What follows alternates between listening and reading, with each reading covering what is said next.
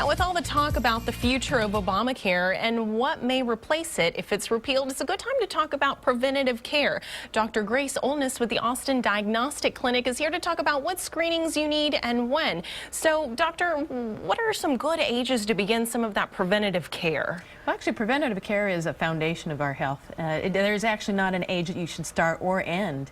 Adults as well as children need care in a regular fashion. So it's good to have a regular relationship with a primary care doctor who can guide you depending on your family history or perhaps a personal history on what types of screening tests are most appropriate for you. Right.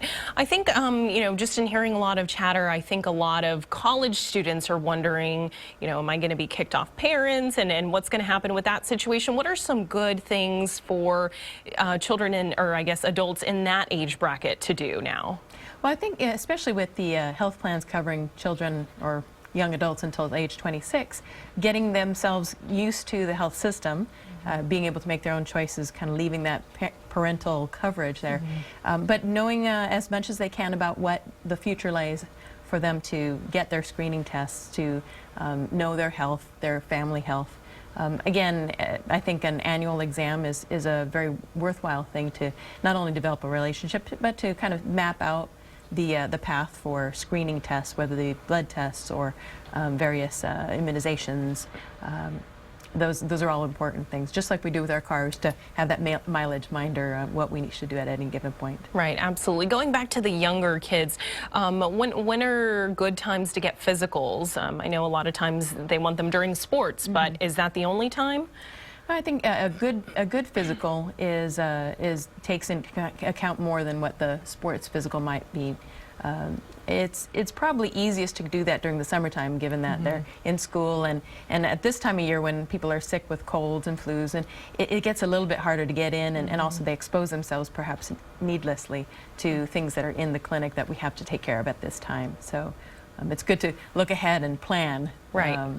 For the summertime. Right.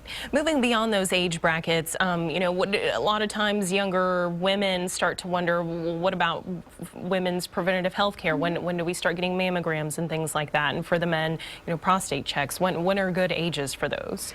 Well, it will depend on your family history, but in general, people should consider getting their, again, it depends on their personal history as well. Women nowadays, with better techniques as far as detecting cancer, young women, they should definitely get their female exams starting at 21. Young men, it depends on what else is going on, but generally we're talking about safety for all young adults.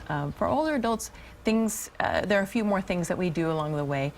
There's some different groups that recommend tests to start at certain times, but depends on your risk in general. So it's kind of hard to just say everybody should get it at this point in time. It kind of depends on a number of different things, and that's why the relationship with the primary care physician is so very, very important to determine the map of your health. Okay, and then just lastly, you know, it's virus and flu and cold season. What are just 3 quick tips we can give for people out there? Oh, very good. Wash your hands, don't touch your eyes, and make sure to sleep well, eat well, and get immunizations. Those are the most important things to prevent illness. Okay, perfect. Thank you very much, Dr. Olness with the Austin Diagnostics Clinic.